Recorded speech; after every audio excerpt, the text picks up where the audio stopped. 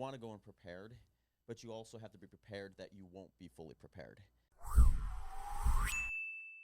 Hey, welcome back to the Athletes Podcast. This is episode 196. It's featuring Zach Bitter, and it's brought to you by Caldera Lab. Zach Bitter, an ultra marathon legend. He's been featured on Joe Rogan twice. We traveled down to Austin, Texas to chat with Zach just over a week ago, and man, oh man, was it an incredible conversation. The guy's literally a legend in the sport of running, having put hundreds of thousands of miles on his body.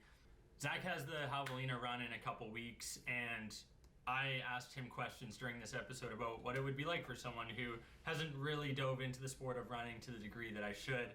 And obviously it's been something that, you know, there's these ultra marathons going on, these people doing these crazy feats of distance, something that, you know, your boy might have to get into at some point, test it out.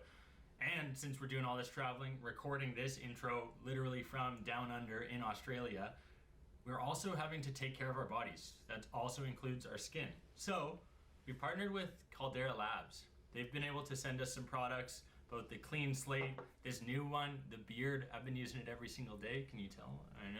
I know. And then the Deep, some skincare that you guys, you folks, should be using. It's specifically formulated for men. The Beard is expertly formulated to deliver deep nourishment to both your beard and the skin beneath it, leaving it smooth and moisturized.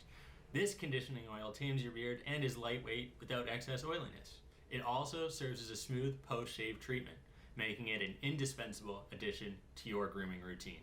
Now, guys, I can speak to this personally. I've been using it for the past couple days. It's legitimate and something that I can't recommend enough for you folks listening who tune into the Athletes Podcast. You folks know that we don't push products that we don't believe in 100%, and Caldera Lab here is something that I am sold on. They sent us this product. It's amazing. I can't say enough good things about it. I really, really, really hope that you folks give it a go and let me know what you think, because, you know, if you don't like it, they want to know that. We also have our own discount code. Use the code AP20 at checkout. Right here, Phoenix will probably put the link. Again, calderalab.com/AP20 to get 20% off your very own. All products expertly formulated for men. My skin's amazing. Phoenix has complimented me about it a couple times since we've been down in Australia. It's not just the sun, it's Caldera Labs. Let me know what you think down below. And without further ado, let's get to episode 196 of the Athletes Podcast featuring Zach Bitter. Here we go.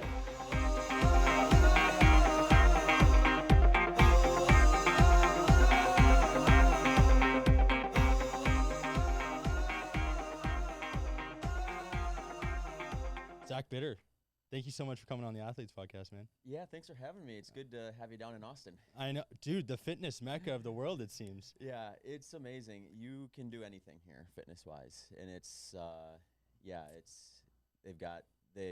do a lot of running, obviously, so there's this 10-mile loop around Town Lake downtown that a lot of the runners will use. There's gyms like here at Squatch, and then these things are everywhere, basically. So yeah, it's crazy. And you made the move like a year and a half ago, you said? Yeah. My wife and I moved from Phoenix in January of 2021, I guess. Made COVID worth it? Yeah. No regrets? Yeah. Well, it's funny. We were in Phoenix. Obviously, summers there are pretty brutal, and we were thinking maybe we should try to find something really small, like up in Colorado, that we can like rent out during ski season and then use in the summer. And we were like kind of looking around, and then we were just like, first we should maybe decide if we're gonna stay in Phoenix before we do this. Right. And we always kind of liked Austin. She really liked Austin before I even really was aware of it for the most part. And then her job basically went remote over the pandemic. Mine was already mostly remote, but then it went fully remote. So we were like, we can kind of be anywhere. So we started looking, and I actually had ended up in Austin, I think 4 or 5 times that year prior. So I was already kind of getting interested from that.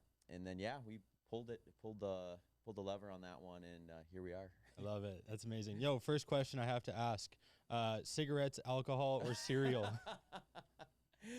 Yeah, I found myself in what I thought was a surprising scenario where I was defending cereal of all things, and I was defending it in terms of its threshold tolerance comparatively to things like alcohol and cigarettes. So I mean, my mindset is once you start using a cigarette or using alcohol, you're sort of taking a compromise, whereas cereal, I mean, I don't eat a lot of cereal personally. I follow a low carbohydrate diet, which also is funny that I had this conversation. But like, I don't see it as something where it's like this net uniquely harmful thing, I guess. Mm-hmm. Obviously, like anything, you can abuse it, right? So you need to be looking at context and things like that. But I'm voting cereal. I'm taking the one serving of cereal over the single cigarette or the single shot of alcohol or whatever it happens to It be. was just to provide context. It was around your Twitter, Yeah. like social media, which can get crazy, and like people thinking that like cereal's worse for you than those other substances, and you're like, maybe not. Well, as of now, 25% voted they'd either commit to one cigarette or one serving of alcohol for their child, albeit not themselves, over the bowl of cereal. So, or I shouldn't say bowl, serving of cereal. That makes me question the knowledge or IQ of the people voting, but that's another topic Yeah. altogether. How do you manage to run the distances that you do with a low carbohydrate diet? Yeah, so, I didn't start out that way. When I was running in high school and college and doing more standard Olympic distance stuff, I was following basically what you'd imagine an endurance athlete would, with like moderate to high carbohydrate intake, lots of fruits, vegetables, grains, and that sort of thing. It wasn't until I started switching to ultramarathons specifically that I got interested in low carbohydrate diet. So I noticed that I just didn't feel like what I was doing was necessarily sustainable, which may have been a lot of the inputs too. I mean, I was full-time teacher. I was training for at the time 50-mile races, and really having a pretty active lifestyle. But I just felt like I had a lot of energy swings throughout the course of the day, and I at the same time had the fortunate situation, I guess, of coming across Dr. Jeff Volek and Stephen Finney's work, and actually was able to meet them, talk to them, and kind of see what they were kind of getting at with some of their low carbohydrate research and ideas around that. And at that time, there was basically just some cycling studies, more or less, that were circulating in terms of any notoriety. And I was like, you know what, maybe I'll just give this a try. I was kind of in an off season, so I had some opportunity to play around with the stuff. And rule number one as an athlete is don't test something mid-season if you can help it, obviously. So I did like a 4-week phase of a pretty strict ketogenic diet, actually.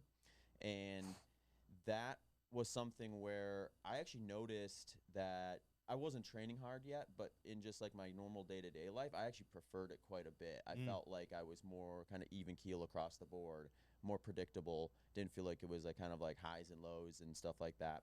So I was like, all right, well, maybe there's something here. And then when I reintroduced training, it was a little shakier at first, where I was like, there were some days where I would be running, I would like, feel like a normal intensity that I was trying to target. And I looked on my watch, I'd be quite a bit slower than I was prior.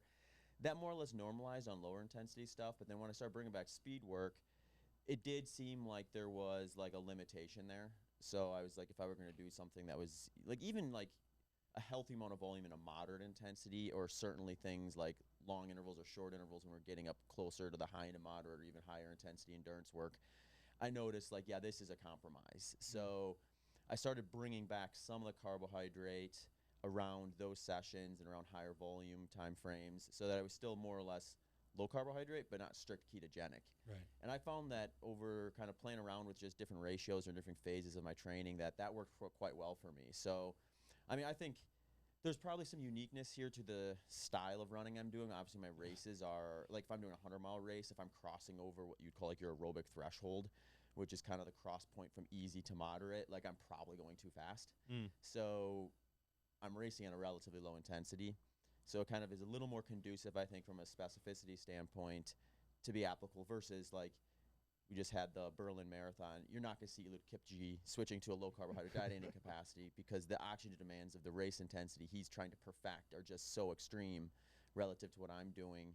It just wouldn't work. Like, I mean, he could do it. He would just be 10 minutes slower. Yeah. 15 minutes slower. Yeah. It can't be just crushing olive oil during that whole thing. Right. Hey? Yeah. There's context with all this stuff, I think, and that's where the interesting stuff is to me. And obviously, as you saw on Twitter, or X, whatever we're calling it these days, the controversy or the ideology behind it, I guess. I find like even any training, whether it's strength training, running, like just timing your carbohydrates can be super effective. Like you get a massive pump if you toss in some carbs prior to that workout. And like by no means am I running 100 miles, fastest American to run 100 miles. Like I'm not doing any of that, but I do notice a difference. And even like going low carb in the morning so that you can maintain kind of your mental acuity and sharpness. I find that makes a difference. Like for you, are you crushing S fuels? I see the hat there. Like what else are you consuming during these crazy endurance runs to be able to perform this without having your body break down? Like you've got to be going through rigorous protocols. I've like wrote down your schedules, like 132 miles a week, 3 strength sessions, mobility daily. Like how the heck are you able to fit that in plus a full-time gig? Like you're grinding, eh?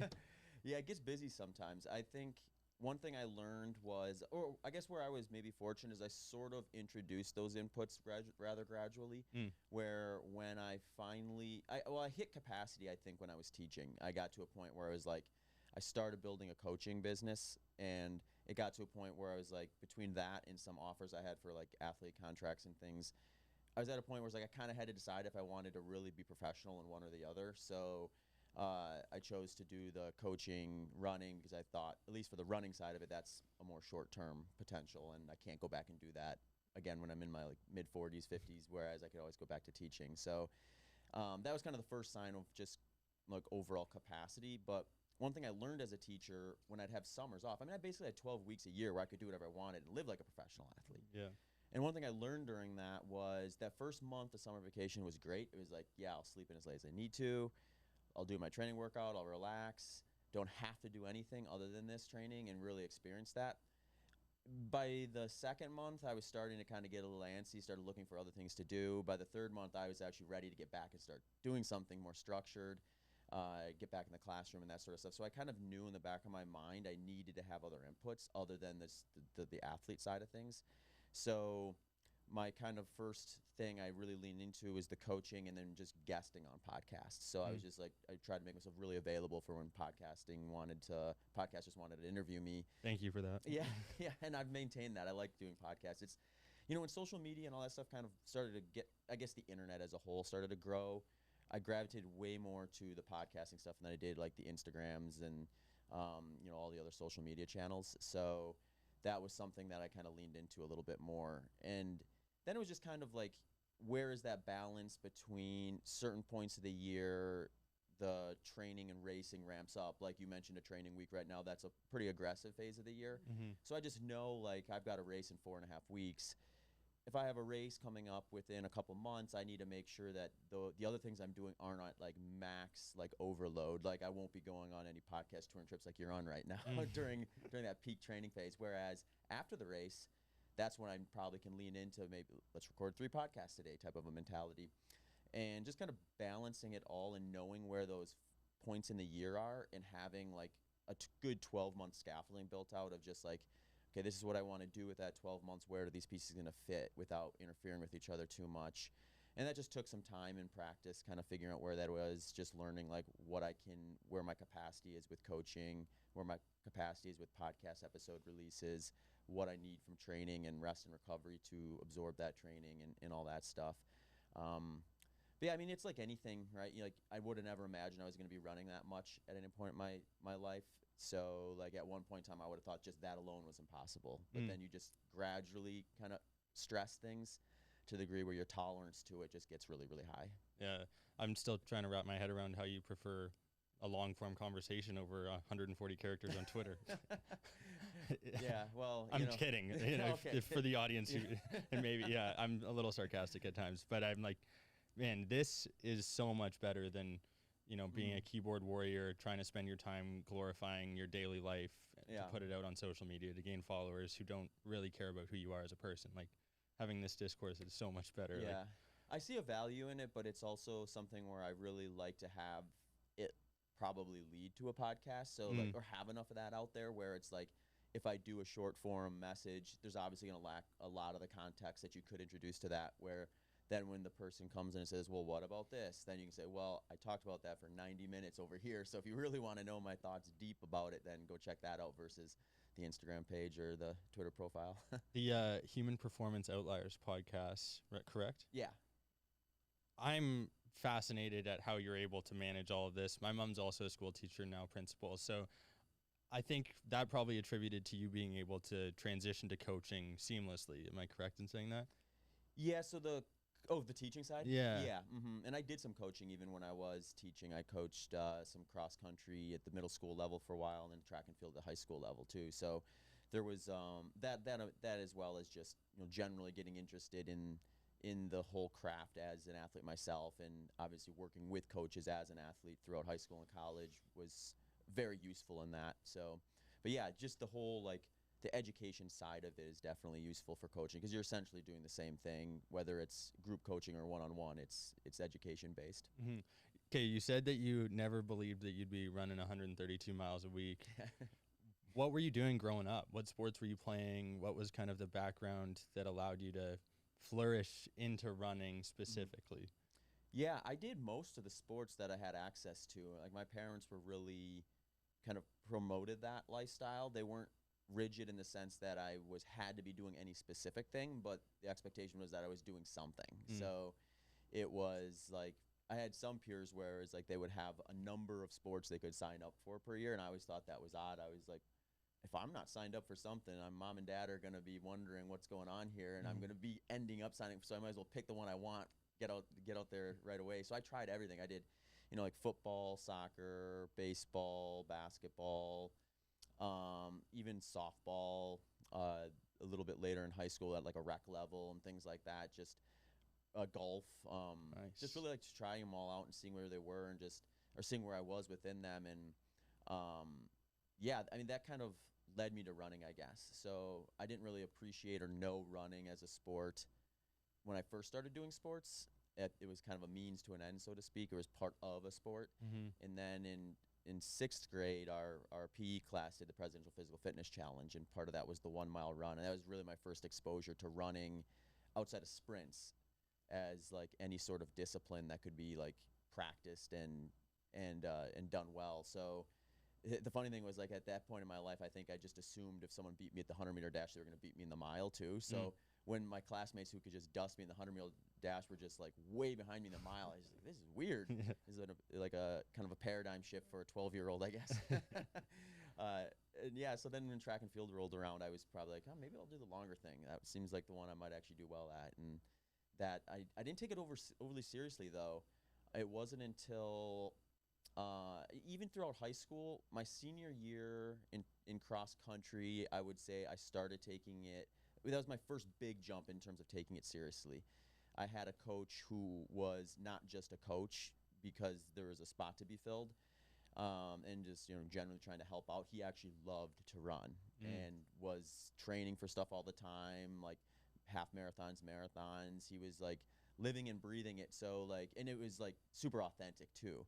So I think that kind of showed me just like, okay, this is like, there's something to this more than just, oh, you're showing up for this after school recreational thing. You're better at this than you are at football. And, you like the other kids that are in it, and like, just do what you're told kind of within the workout structure. And that got me interested enough to it just to kind of like, I think about it as something that I would maybe do year round versus something I would just do seasonally. But it really wasn't until college.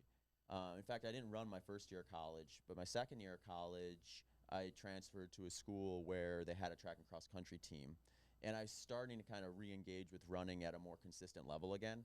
So I thought, well, if I'm going to be here and they have a team, maybe I'm good enough to get on it. I'd made the state track and cross country meet, so I knew that I had at least some talent, so there'd be some potential that I'd be capable of doing it. So I just met with a coach, and he just kind of laid out the program to me. And I think that's when I started getting interested in just like why I was doing what I was doing and trying to really understand like where these inputs fit and why they fit there. And that just opened up a whole new like world of running to me, where like it wasn't just an activity that you're doing, but it's also like a craft that has an education piece to it. It has like, a whole bunch of different things that you can consider and learn about and dive into outside of the just doing of.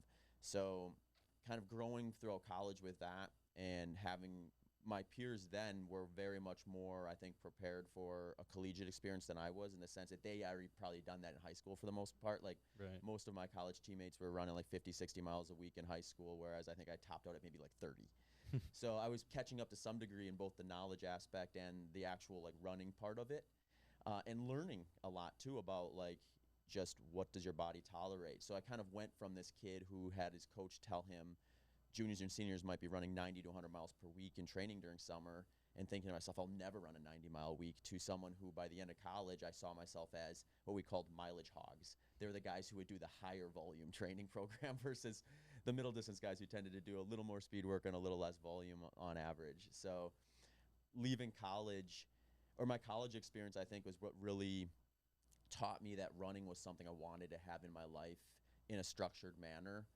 At the time, it was going to be recreational, or like kind of like amateur competition, I guess you could maybe call it, because I had no ambition of going pro in any capacity. I didn't think I had the talent or like the real like the ramp for it. So because at that point my mind was like the Olympic distance stuff anyway. Like I was aware of ultras, but I didn't think of it as something that had a career potential behind it. So I was really fortunate, I guess, in the sense that when I did get interested enough to do my first ultra marathon in 2010, the sport as a whole was just starting to really accelerate. So as I kind of started getting some success with results, the sport started to grow, brands started to introduce themselves to, or get introduced to the sport and start investing in it to some degree. And it's just grown exponentially ever since. So I've been able to kind of catch that wave with my interest and then some success with it, and then build kind of a business, I guess, around the sport itself, along with its growth. That it really helps to have that. Dude, you've been a part of growing this sport. Legitimately, you're one of those, like, podium people that people are looking to, like a Cam Hanes, a David Goggins. You're on that list of, immediate people when they think of an ultra marathon. They're like, yeah, Zach Bitter, right? Yeah, and I think one thing that I thought when I got into the sport was the closest thing we really had was like triathlon in terms of just like a well-recognized sport that had a duration that went, quite long, and that you were going to be kind of out there in that kind of ultra sphere beyond a marathon type of thing.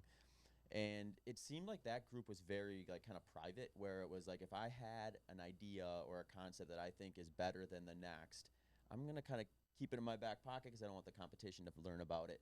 So there's always this kind of like hunt, or this way, like that sport was always maybe like prying for that information, whereas I was like, I would rather have a sport where if I'm going to try something new or try anything at all, I want to talk about it and share it so other people can stress test it and see where it's at and whether it works. And I think the sport as a whole was and still is very much at an elementary stage of what we know versus what we think we know. And some of that is just, it's hard to do research on races that last as long as 100 miles. And historically, there just hasn't been a lot of demand for it because there's not a lot of money in doing that research. So there's been a lot of trial and error and a lot of extrapolation forward from other endurance sports into this sport.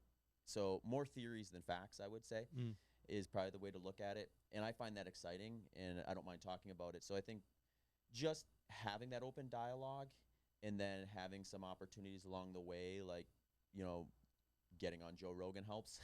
So, talking about the sport on big platforms like that has put me in a position where there's enough people who, when they got into ultramarathon, I was introducing it to them in some capacity, or when they decided to go from passively knowing of it to, all right, I'm going to try this, they may have heard me talk about it on a podcast or something like that. And that is cool to think about. And that's, to be honest, that's probably the bigger value I think I take from it personally as anything, is kind of being a part of that growth process and kind of helping the sport reach more people and be available for more people.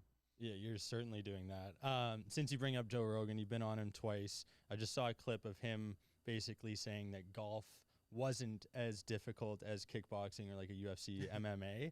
And since you brought up golf, I'm curious, I don't know if what your knowledge base is there, but like, if you had to choose what's more difficult, do you have an opinion? Golf versus like MMA, kickboxing? Yeah, that's a good question. I have never done any type of MMA type sport. That's one thing I never did.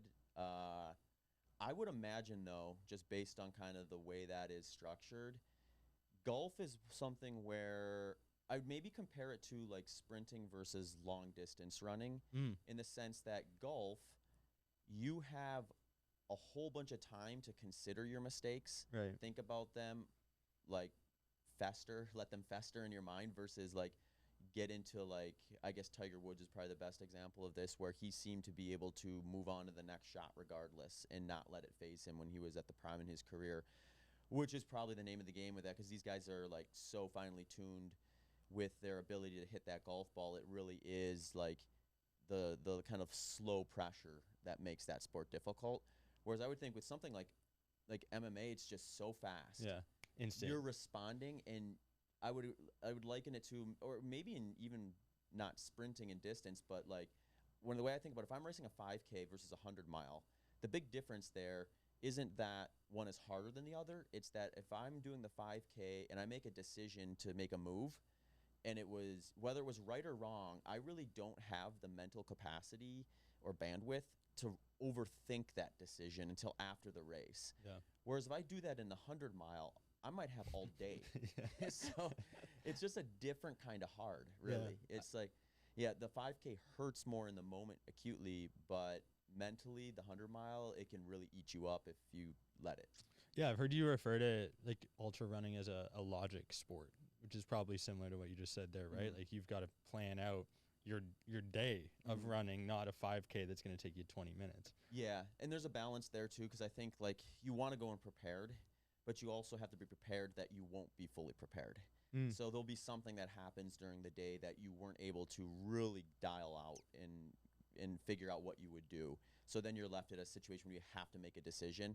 So I think you sort of put yourself in a position to iron out enough of the potential scenarios where you sort of have a short list of, if this happens, I do this, or this is what I should do, and then like you start getting better at narrowing down what the right potential decisions are in certain circumstances, so you're not sitting there like wasting time trying to figure it out on the fly. But there is a large degree of just being comfortable with there being something that happens that you didn't really want to or plan to happen, and you still have to make the best of it and move on and execute as perfectly as possible what's coming up versus what just happened. Gotcha. What are some common misconceptions about ultra running? About ultra running, probably the running. And I mean, this is relative to the distance in the course and the person too, because I mean, I've done races where, I mean, some of my best races, I have ran the whole time and have had as little as 90 seconds of non-moving time. So jeez. Was that just like drinking water and like consuming your stuff? It's bathroom stops. Oh, really, true. Yeah, okay. Like, the only reason I see, well, on the short loop courses that I've done a fair bit of, if you have a crew person out there, there's really no reason to stop unless you really have to use the bathroom. That's crazy. Because they're going to hand you everything. So if you're stopping because you want to. Yeah, you got to go number 2. Mm-hmm. Yeah. Or you have to because of that. So. Or you're running backwards. Right. Yeah. But in the trail stuff, I mean, there is going to be a sustainability piece to the puzzle where if there's not crew access, or even if there is crew access, you might have to like still stop to kind of like get the stuff from them, versus having like so much access to them where you can just hand a bottle, hand nutrition or whatever it happens to be. And yeah, so, but for the vast majority of people, when you start getting into the 100-mile distance, especially a 100-mile trail, there's a huge hiking, walking component to that. And it's probably more than most people think. And the example I always use of this is a guy in this sport, Ian Sharman, who was top 10 at the Western States 100 9 years in a row. And super consistent guy, super consistent. Finishing in the top 10 of the Western States is like you're a top tier runner at that point. He estimated that on a lot of those years he would hike up to 25% of that course. Whoa! So like this is a guy who's beating the vast majority of the course, and there's tons of people behind him probably hiking less than that. Yeah. So it kind of puts it in perspective. Like this is a sport of like you want to maximize your potential, but that may mean hiking and walking more. So often what I think it means is just making sure you're pacing yourself appropriately in the beginning so that you don't find yourself in a position where you're trying to bank time. And this is probably the better example of the biggest misunderstanding. I think there's a general assumption in ultramarathon running that you're going to have what we'd call a positive split, meaning that the second half of the race, roughly speaking, is going to be slower in the first half, and that's just the path to the fastest time because your legs are fresher early on, your mental bandwidth is probably greater early on, and there's just going to be this attrition-based need to slow down. I don't think that's necessarily the case. I think there's probably a very small margin on either side of an even split that's going to be optimal. Maybe if you get up into multi-day stuff, you can start making arguments against that, because then you have to introduce like what's the value of like spending an hour sleeping versus running like continuously a couple minutes per mile slower than you would have otherwise without that nap. You can actually catch up to that equation, whereas in some of the single day stuff, you don't necessarily have enough. It sounds silly when we're talking about a race that's a day long, but you don't have enough time to make up for those breaks. And yeah, so I think a lot of runners go in thinking, I need a bank time early because it's going to be hard at the end either way, where what they're doing is they're putting themselves in a position where they're the way I describe it is you're burning so much mental bandwidth doing that and putting yourself in a position where mistakes are going to be amplified because everything is a little more difficult the faster you go, from all the way from digestion to hydration. Your body's ratio is a faster carbohydrates metabolizing, so your ability to retain liver and muscle glycogen for the later stages of the race, that all gets more difficult if you go faster. So I think people just haven't had the experience of being at the end of, say, a 100-mile race and having the mental focus to be able to push through the relative discomfort of just being on your feet all day and being able to push through it, because it still is low intensity, relatively speaking, but because they've got that focus still there, they're able to do it, versus that's all burnt up. So now they're going slow and they're mentally drained and they're maybe even physically drained from a fuel and hydration standpoint too. Yeah. What's going through your mind those last couple miles? Like, what internal dialogue? Take me through it. Yeah, it varies drastically depending on how well I'm doing. So like if and I'm not trying to say like I've done this all right, because I have done more races where I make that mistake of going out too fast and pay for it, trying to explore where that line actually is. Because it's one thing to say what I just said. The other thing is to actually be fairly accurate about what your potential is. Right. Because, if like there's a difference between like if I'm targeting a 24-hour 100 miler or a 20-hour for 100 miles or 16 hours for 100 miles, if my range is 8 hours, then it's like where I pick from that end target is going to determine the pacing early on. So it is very easy to think, oh, I'm ready for, say, a 16-hour 100-miler, and then really you're ready for 18. So even though you thought you were even splitting, you're going to be, you're positive splitting. So the reason I say that is because if I'm in the last 3 miles and I overplayed my cards early, I'm surviving. I'm just like, how do I get this next mile done? I just need to get done because I'm trying to like preserve, versus I hit everything perfectly as well as can be expected, to now I'm actually attacking. It's just like, I remember when my best executed race is when I ran 11 hours and 19 minutes for 100 miles, and I negative split that race. Was that 2020?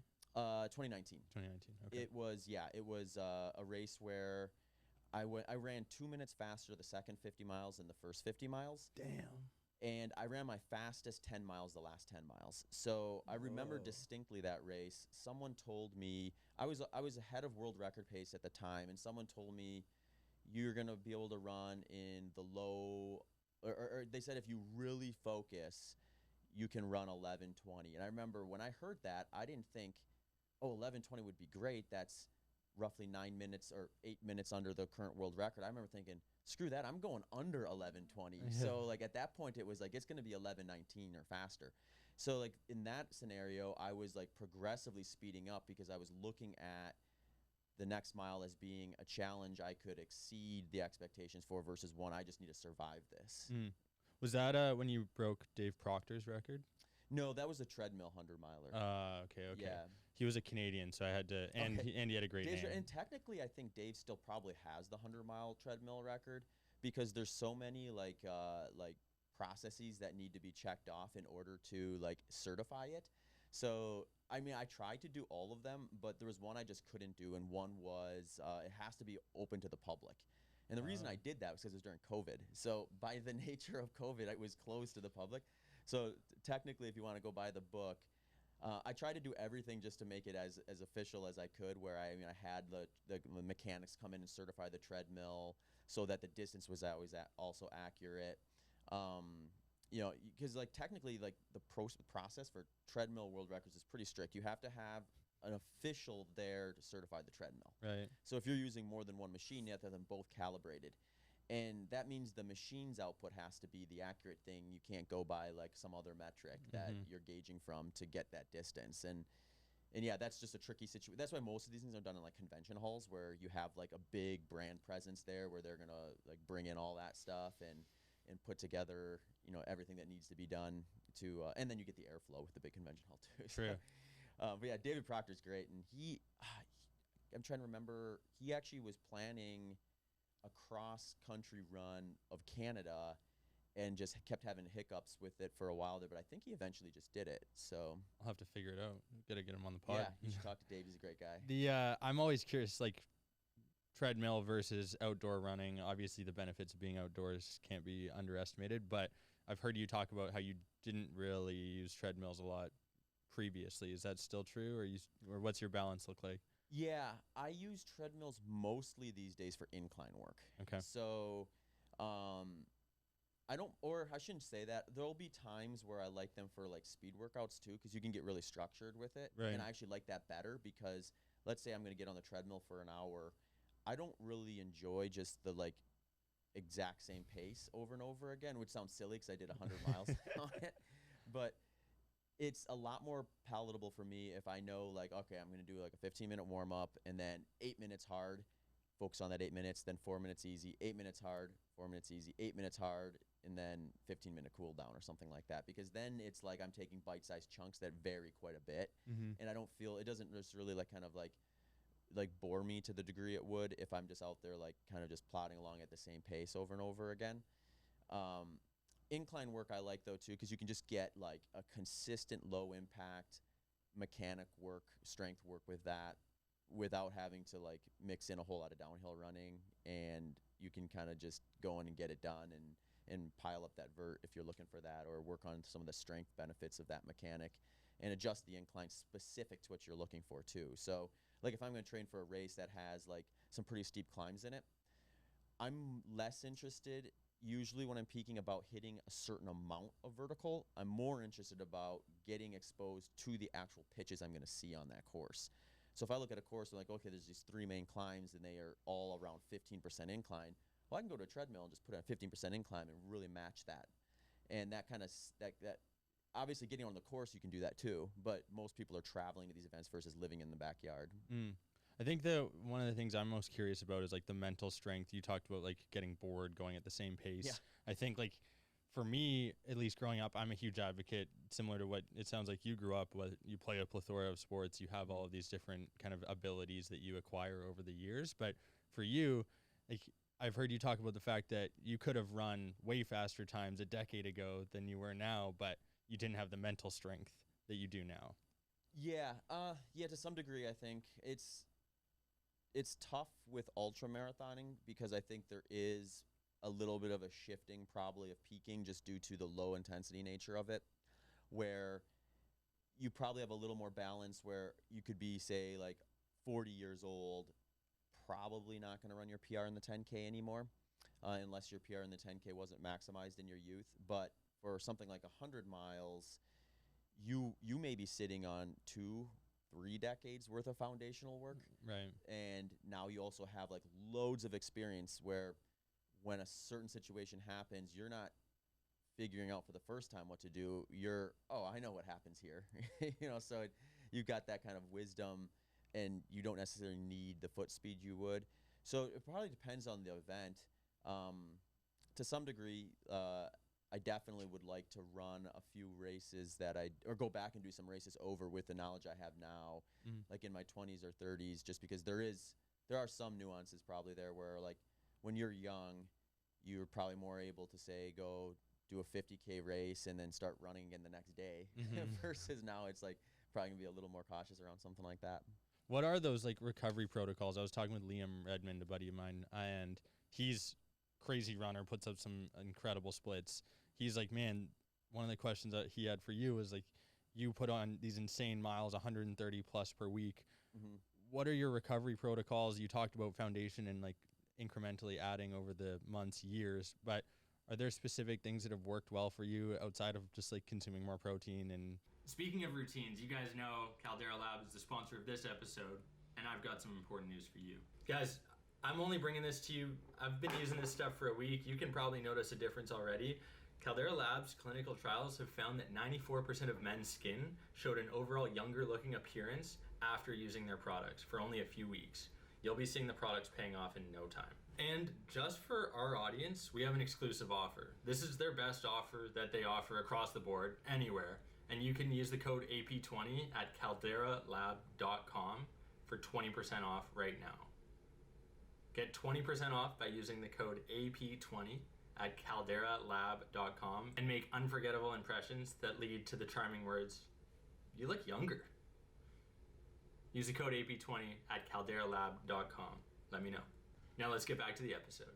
Yeah. Other sources. Yeah, I would say most of the popular stuff you hear around this, and I mean, I have no problem talking about these things, are like small levers. Okay. And then the big levers are the ones that people probably already know, but they don't excite them. And one is consistently getting enough sleep is huge. Yeah. So like the way I look at it is when I'm in kind of peak training, that becomes like a non-negotiable, is making sure I get good sleep. And that's going to move the lever on recovery in terms of how quickly I can go back and repeat a training session or increase my volume or add another like input into training, about as much as anything. It's probably the most underestimated recovery tool out there, hey? Yeah. Mm-hmm. What are you aiming for on a daily basis, nightly? I find that generally speaking, when I'm really doing well, I'm averaging close to 8, maybe 8.5 hours a night. Nice. And it doesn't necessarily have to be like right on that number every night, but I notice like if I have the framework set up to give myself that time, there'll be some nights where maybe I sleep 7.5 hours, but if I do that for a couple nights in a row, then I'm going to have a night where it's like, oh, I just slept 10 hours that night. And it sort of averages out to around 8.5. Okay. That's when I feel the best. And like, I can kind of really pull out all the training, the training stuff I want to do to really do it. And then the other one is the nutrition component, where this one I would say, again, has kind of two pieces to it. One is the actual like getting of the nutrition versus what that actually makes up. And I think with ultra marathoning, like the way bigger one is just making sure you're eating enough. So when you look at the volume I'm putting in, protein sort of comes for the ride. Like if I'm eating 4,000 plus calories in a day, like unless I'm trying to avoid protein, I'm going to hit pretty easily a gram per pound of body weight, which is going to be the top end of optimal for an athlete of what I would require. And beyond that, I'm actually starting to kind of like risk competing with carbohydrates and fats, which are going to be an easier energy source for my body to break down and use. So it's like, yeah, if someone's trying to lose weight, replacing some carbs and fat with protein is probably not a bad lever to pull, because for one, it's more energy expensive for your body to break down and use. Two, it's likely more satiating in that you're probably not going to feel as hungry if you're eating protein versus eating like plain sugar or something like that. So, but I'm kind of on the opposite end of the spectrum, where I'm usually trying to get up to a number versus restrict down to a number during those training phases. So a lot of times it's just like making sure I don't find myself in a situation where I'm stringing days together where I'm running a calorie deficit, because then I'll wake up, say on the 4th day, and just feel really flat. And it's not because I didn't recover, it's because my body's saying, hey, you're pretty lean right now, and you're also not inputting what you're putting out, get to the dinner table a little sooner. And I find like that's one thing that I think once you start really getting in the thick of training is a really big importance. First, just make sure you're getting enough. And then whatever balance you decide between fats and carbohydrates, it's likely going to be like you're probably overplaying your hand if you're trying to go like super high carb, and you're probably overplaying your hand if you try to go strict ketogenic. In most cases, it's probably going to be somewhere in between those two things at the individual level. So if you're looking for like population recommendations, I would say maybe avoid super high carbohydrate diets, probably avoid strict ketogenic diets for the most part, and find yourself somewhere between moderate carb and low carb.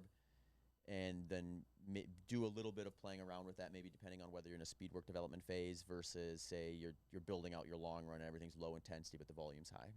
I'll do, just from a protocol standpoint, the Delta G ketones, I'll do those like usually just before really big workouts. Okay. Where it's like, if I'm doing something like most workouts and training are going to be under 3 hours. There's like a few long run exceptions near the peaking phase, but it's like one bottle before the big ones, and then on race day I'll take one every 3 hours. Okay. From a nutrition standpoint, S Fuels is definitely the product that I have kind of the most more spread out throughout, where they just got a wider catalog in terms of like it's kind of built around my philosophy more or less. Right. So like they have inputs for when I do need carbohydrates. They have inputs for when I want caffeine. They have inputs when I want a fuel source but keep the carbohydrates low, which is really hard to find in the sports product market because it's like most of the sports like the sports drinks and stuff are going to be like carbohydrate based, where you can get fat protein based ones for them. And then they've got a recovery line too of their Life Bar and their Revival protein powder that I'll use. So I'll use if there's a product that I use daily that's not like a whole food, it's their stuff. Because you've been able to do this without really any injuries as well, correct?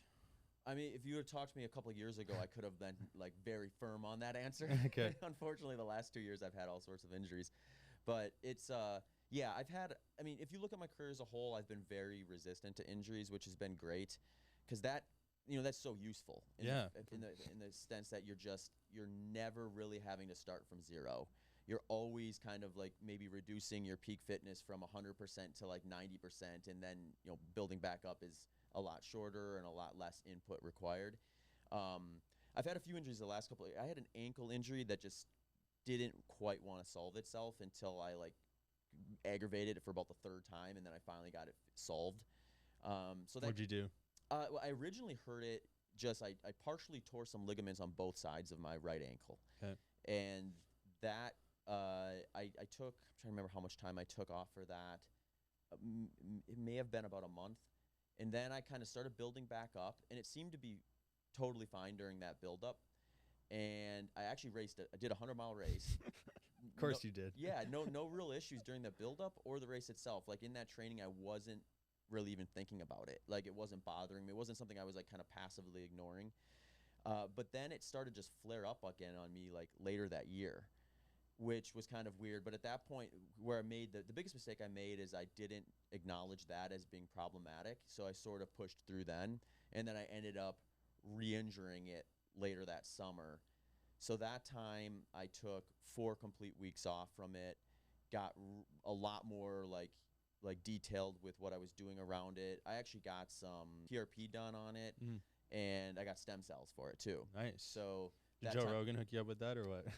Technically, yeah. It's there you go. There's a company here in Austin called Ways to Wells. Okay. By a guy named Brigham, and he's been on Rogan, and Rogan has been like a spokesperson for his clinic. But actually, the person who got me looped in officially was Justin Wren. Okay. Who, if you're familiar, he has Fight for the Forgotten charity foundation, and he's had all sorts of, because he's former.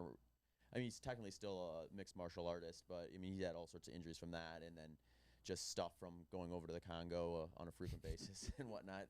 Tend to happen. Yeah, so he was actually dealing with a shoulder injury at the same time. He's like, come down to Austin, we'll just do some stem cells. Love it. Did you end up getting hooked up with your Traeger girl too? I never got the Traeger girl, but I also didn't press Joe. So it's probably my fault. I remember I was listening to that one. I was like, man, I gotta ask. I figured you'd be grilling all the time. I should have followed up on that one probably, but they'll see it. They'll see it on this. It's all good. Yeah, I'm sure. It's no problem. Yeah. But yeah, so like I got that sorted for the most part, and then I'm building back up again, and I actually was at a point where around, I think it was probably about May, I was starting to get to a point where I was like, okay, I'm really starting to feel my fitness get close to where I was when I was like before the ankle injury, where I felt like I had a really good kind of process in place. And I ended up getting a sacral stress fracture, which is like basically your tailbone. And for me, it was a little more interesting because this is the second time I've had this injury. I actually talked about this one on Rogan. I think the first time when I was on there, I think I was just coming off it for the first time actually. So like as far as stress fractures go, especially when they're in the same place, there's like a extra heightened reason for concern if it's a reoccurring thing. Because at that point, it's like you could be doing something nutritionally wrong. You could be doing something mechanically wrong. You're doing something wrong. Yeah. Like it shouldn't happen twice in the same spot unless there's something that you need to like be aware of. So I was aware of sacral stress fracture since I'd had one, and I caught it immediately. Thankfully, it's the type of injury, at least for me, where as soon as you feel that there, you know it's not good, and you know you shouldn't be running on it. So I like fast-tracked an MRI as soon as I noticed it, and I knew within like a few days that it was there. So I got off it, began the recovery protocol. Nice thing about sacral stress fractures is it's just basic bone remodeling. It's a 4 to 6 week window. Okay. So if you don't like hammer on it, you can be back to running in 4 weeks. So my first step was like, before I even consider the timeline, I need to figure out what's going on here, that this happened in the first place. Yeah. So I went through the whole protocol of getting like, I did blood work, bone density scans and things like, and all that stuff checked out. So I was like, doesn't seem like I'm going to be able to make any progress nutritionally. My bone density tested in the top 5%. So it's like, I'm not really going to gain a lot of advantage by trying to improve that in any capacity. So then I was like, it's almost got to be mechanically based. So I started working with a mobility guy, Vinny Crispino.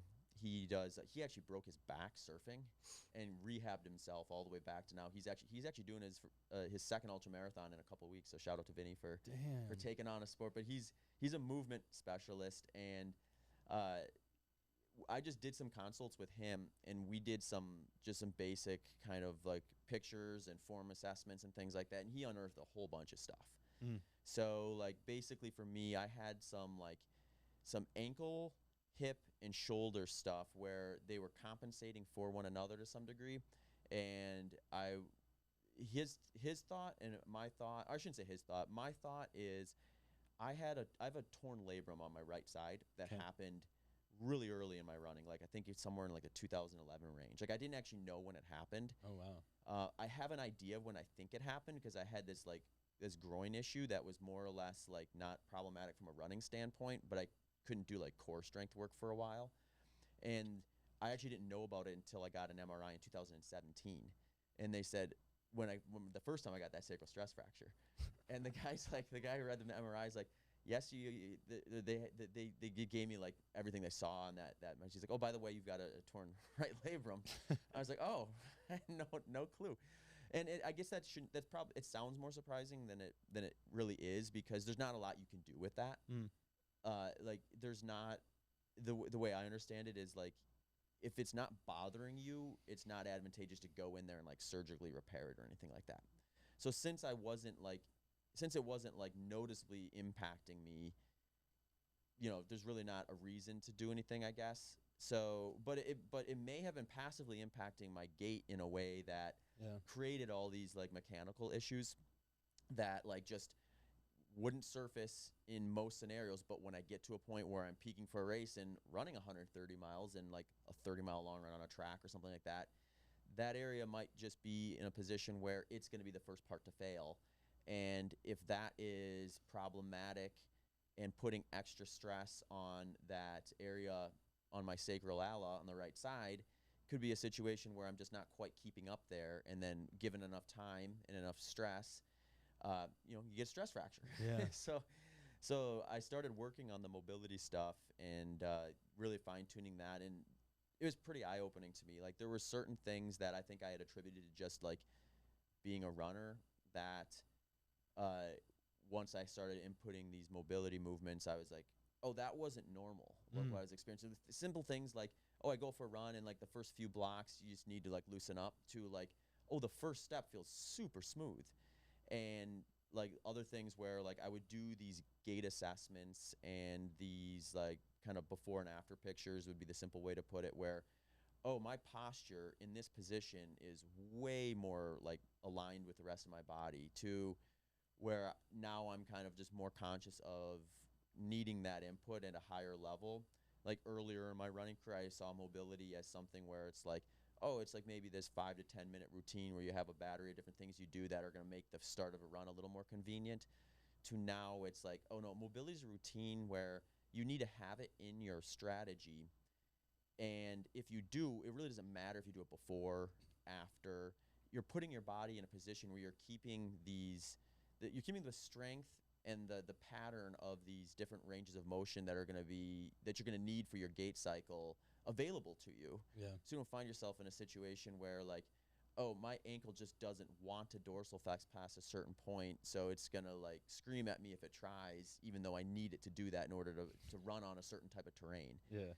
So like this last buildup that I've done since then has been just like night and day different than the last couple I've done. And to the degree where I'm like considering that like part of like part of my progress from when I started training again after that sacral stress fracture to where I am at right now is simply just because I'm more efficient. Yeah. It's not because I'm more fit than I was maybe at that same point in the last 100-miler I trained for. It's because I'm as fit, but my body's moving more smoothly through that gait cycle in a way where I'm not trying to accommodate inefficiencies and wasting energy there. So,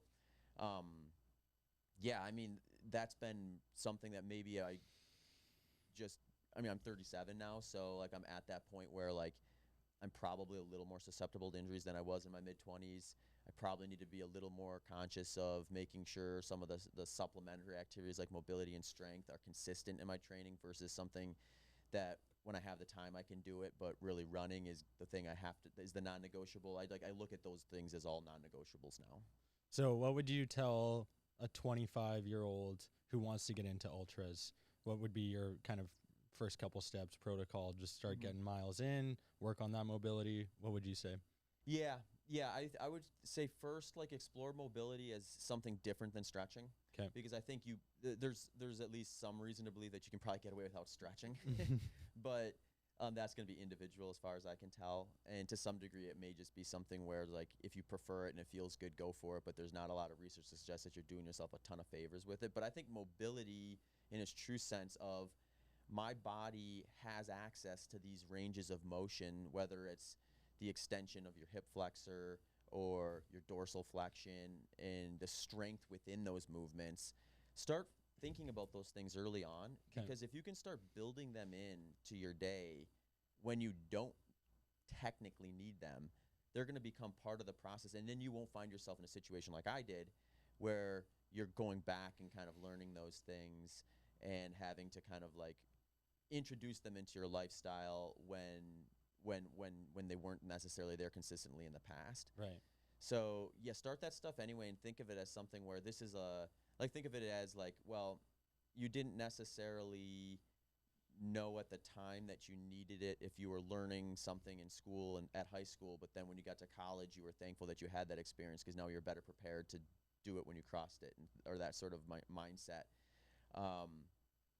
Yeah, and I think and then you can be more efficient with it too, because I'm a big like, how can I embed this into my schedule where it's gonna like not impede on me being able to do something else. Right. It's like I don't want to be doing 60 minutes worth of mobility every day all by itself on top of everything else I'm doing.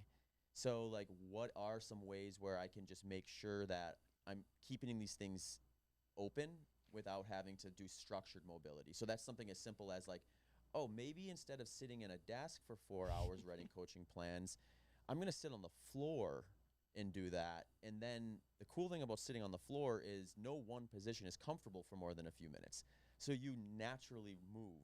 And over the course of a few hours, you just put yourself in a bunch of different positions and keep those different things open to you versus I'm sitting in a chair or doing maybe 2 or 3 different positions, and your body just keeps those open but kind of loses its mobility within all the other ones. And I found that to be huge. So now it's just like embedding it into my lifestyle has been helpful. Or other simple things too, like, you know, if I am sitting in a desk for a while, like, why can't I just push the chair aside and kind of just sit in a squatted position for like 2 minutes while I respond to that one email? Love that. And thinking of it like that, these little like micro injections. Or, all right, I've got a standing desk with a laptop on it too. I'm just going to move over to that for a little bit and stand on the slant board versus, you know, sit in this chair. And so now I'm at a point where I think like the mobility routine, it's still there, but it's not like a super huge time investment the way it would have been, where it was in the beginning, I guess, when I kind of had to do it in order to get those things back available to me.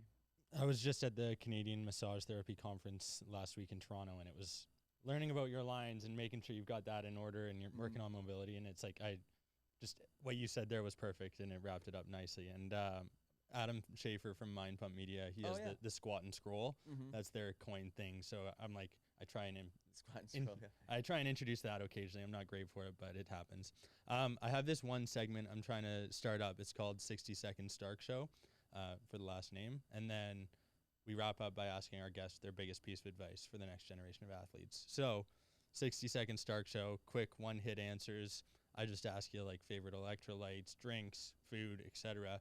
You just answer. Sound Gucci? Cool. Yeah. Let's start. Go-to food? Go-to food. Are we talking like meal food or supplement food? Whatever. Sport? If you had one thing to eat right now, what would it be? Eggs. Okay. Electrolytes? Element. And what shoe do you run in? Ultra footwear. Where would you love to go next for your next run? The Javelin 100. Favorite place in the world you have run? Probably New Zealand. Do you mouth tape? No. Do you do anything else? Do you wear blue light blockers for sleep? Not for sleep, but I do for screen.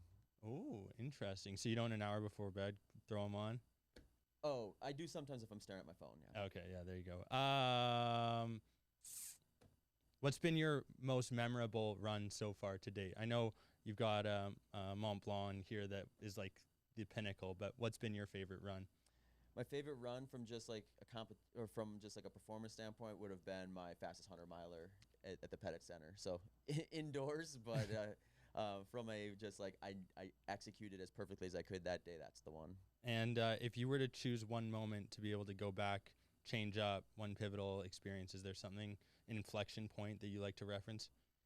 Yeah, I did a 100-miler in 2015 where I think I went out a little too fast and struggled the last 20 miles. But I think from a fitness standpoint, I was about as fit during that race as I've been in any other one. So I think I probably could have run a bit faster that day had I been a little more strategic early on.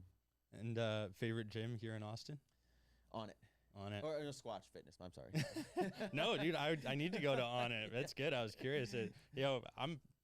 We don't have to give them any shout outs. It's okay. This is the beauty of editing. It's all good. I'm paying for this. It's all good. I appreciate your time sincerely, Zach. It's been a lot of fun here. Obviously someone who I've looked up to in the athletic space for years, who I know many from our community are going to be excited to be able to listen to today. Biggest piece of advice for the next generation of athletes. You got anything you want to leave our audience with? Yeah, be curious and don't close doors. I think it's like the thing that I've learned the most was to find what you actually want to be doing, the thing that you're actually going to set alarm to get up and do. You just got to try stuff. So don't get overly focused on, I have to do this or the other thing. Go and try it and just see what happens. And if that's an ultra marathon, there's a lot of options out there for you. If you were to give me one ultra to do, what would it be? And like, how much time should I prepare for it? One ultra to do, I would say one of the best experiences to try to get a taste of as much as you can from the broad scope that is ultra running is the Javelina event. It's got 50K up to 100 miles. It's got trails, but it's not like insane trails. It's got a heat component to it. It's got like it's a long loop course, so you can kind of learn a little bit easier on a course like that. Time frame wise, I would say like if you're starting from no running, you probably want at least 6 months. Okay. But the more time, the better. Yeah. If you've got a decent foundation of running underneath your legs and you just want to kind of like get to the race and do it reasonably well, you can probably do it closer to 4 months. Okay. Probably not happening with my schedule at this moment, but before I'm 30, let's get to Javelina, okay? Yeah, let's do it. I love it. Hey, appreciate your time, man. Thanks for having me. That was awesome. I appreciate it. Hey, folks, thanks for tuning in to the 196th episode of the Athletes Podcast. This one featuring Zach Bitter. Big ups goes to him for coming on the show, traveling to the studio where we were in Austin, Texas. Man, what'd you guys think? I want to know. I want to get your guys' feedback. We keep bringing on these superstar guests, and hey, if you don't let us know down below who you want to see next, I'm just going to keep choosing based on my personal preference, and that doesn't help you folks, so you got to let us know. Phoenix Wayland, our incredible producer and editor here, also wants to know. She's sitting here behind the screen right now and doing incredible efforts from the editing side. And, we just want to know, That's the moral of this story. We want to know. All this being said, I hope you enjoyed the episode. If you don't mind hitting that subscribe button so that we can continue to do this on a weekly basis for the rest of our lives and providing education, entertainment, and inspiration for that next generation means the world to us. My name is David Stark. Thank you folks for tuning in. Hope you have a great rest of your day. We'll see you next week. Peace.